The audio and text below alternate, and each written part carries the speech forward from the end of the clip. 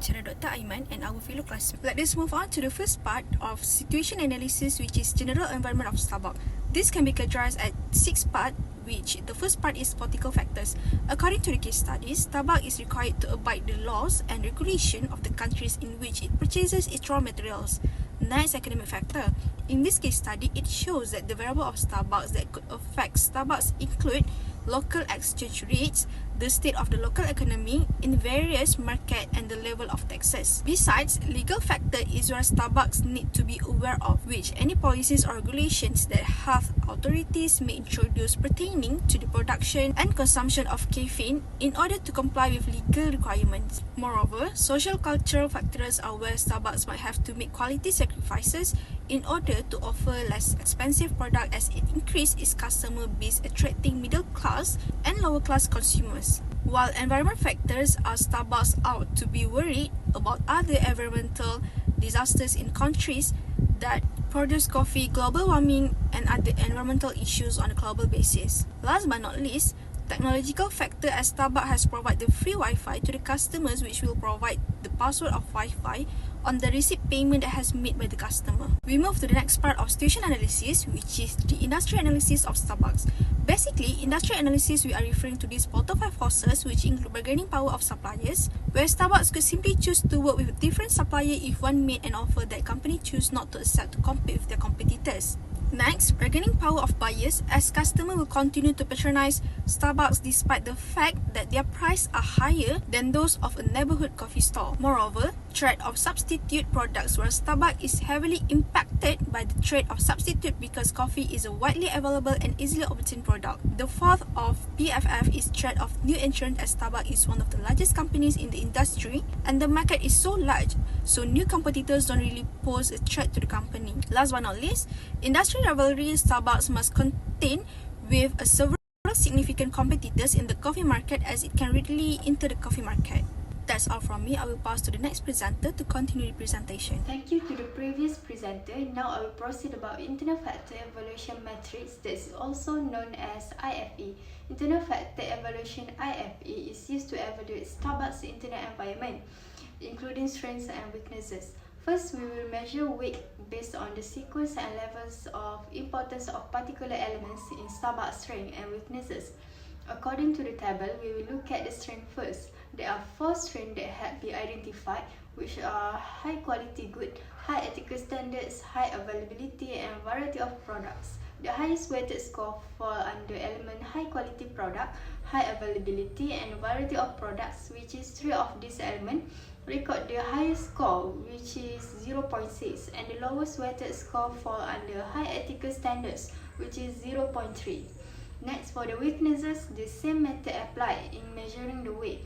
The highest record that can be seen is 0.2, which are high cost for expansion and difficulty in growth.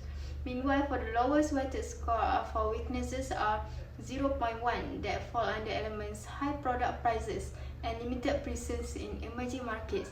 After a thorough discussion and research made, the final weighted score for Starbucks is 2.7.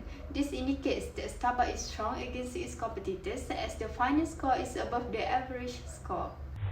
Based on the external factor evaluation, we had identified that 6 opportunities of the Starbucks company, which are entrance of new products, partnership with other firms, global expansion, domestic expansion, growing product demand, and entering new markets.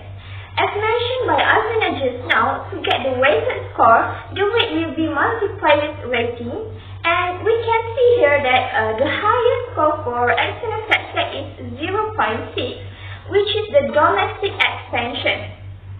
Furthermore, for the lowest weighted score is 0.05, which is the entrance of new products and entering new markets. Next, there are 6 traits of Starbucks, which are competitive industry, low-cost competitors, internal difficulties in imitating competitors, rising market, and other differentiated products. So, based on the table here, we can see that the highest score for this trait is 0.6, which is on the competitive industry, and the lowest score is 0.05, which is the international difficulties and rising markets.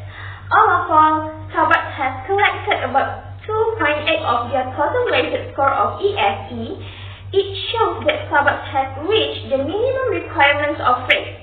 Not only that, it indicates that Starbucks should be more aware of external opportunities and threats whenever they run their businesses, and as they can immediately identify the external factors in order to ensure that the customer is fully satisfied with their products and services.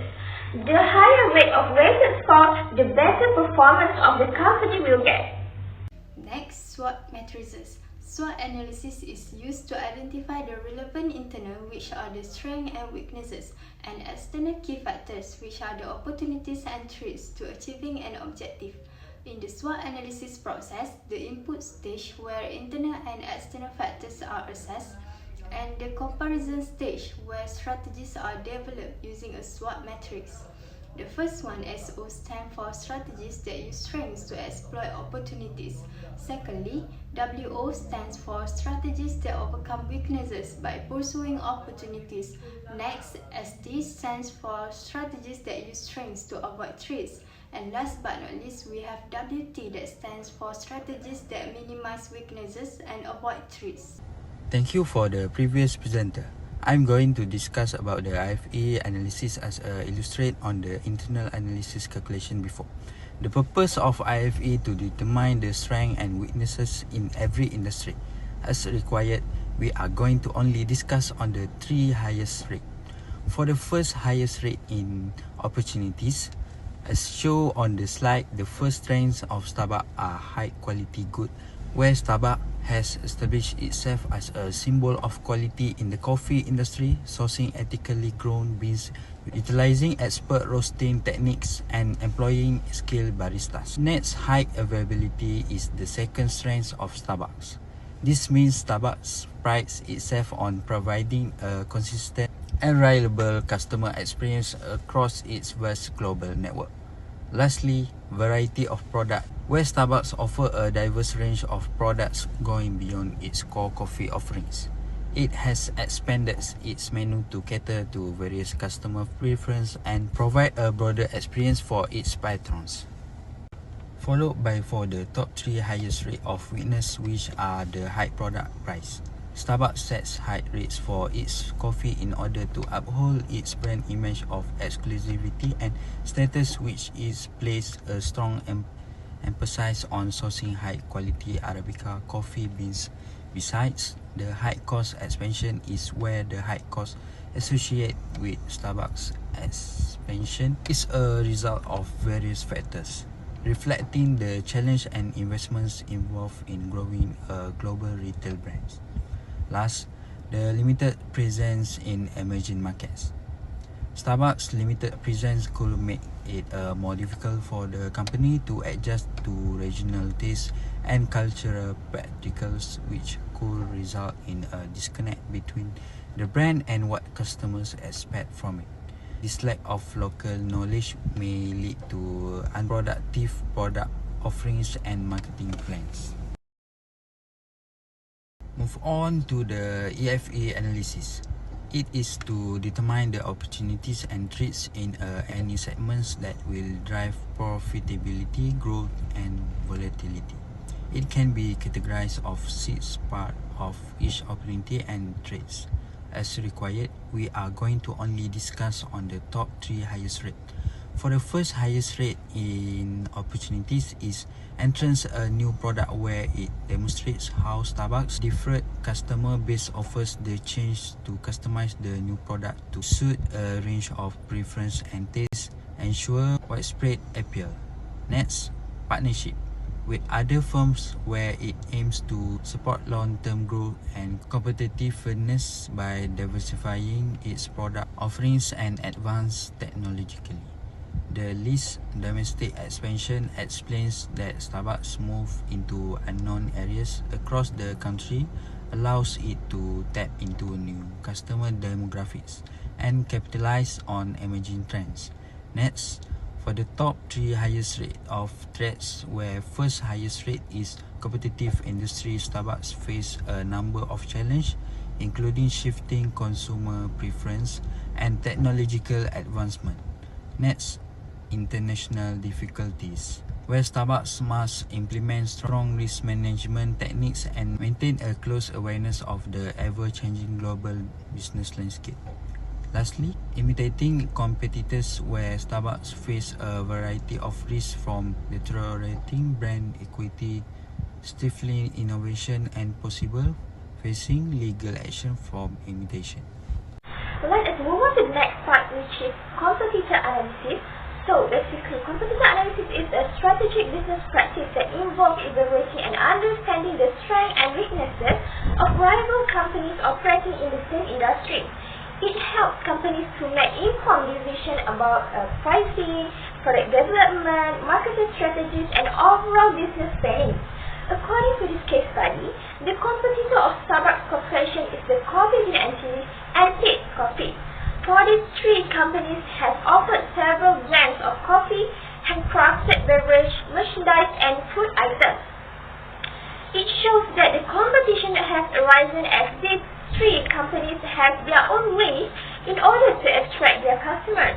Indeed, by closely studying its competitors, Starbucks can identify areas for improvement, potential market gaps, which enabling the company to refine its own strategies and maintain a competitive edge, which I will explain to the next slide. Based on the table, this is the competitive profile matrix between Starbucks, the Coffee Bean, and Tate Coffee. Competitive profile matrix is an analytical tool used by businesses or firms in certain sectors or marketplace to assess their relative position.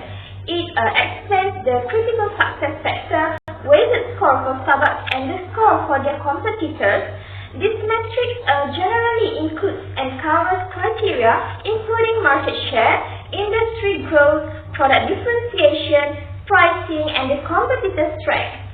Besides, it employs the primary internal strengths and weaknesses and can compare the firm's market with the primary industry competitors. All trends, reforms, or environmental events that occur can have an impact on a firm's strategic position. The rivalry is seen to have the most influence on the firm, since it may diminish both their performance and the economy. To contrast, Starbucks has collected about 2.7 of their weighted score, while the Coffee Bean & Tea and Tate Coffee has a score of 2.4 and 2.65 respectively. As a result, according to the CPM, Starbucks is more competitive in the market than its other competitors. Finally, we are at the end of our presentation, where I am going to explain the SWOT model of Starbucks. Based on the slide given, these are the strengths and weaknesses, opportunities, and threats that has been identified by Starbucks.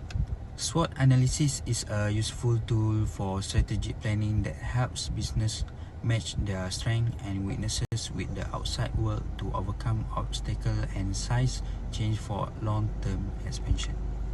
According to this case study, we have been identified the SWOT for the internal and external factors that has been present before. It shows that the SWOT plays a crucial role in determining the IFE-EFE matrix, as it is a guideline for any industry to manage the business strategy.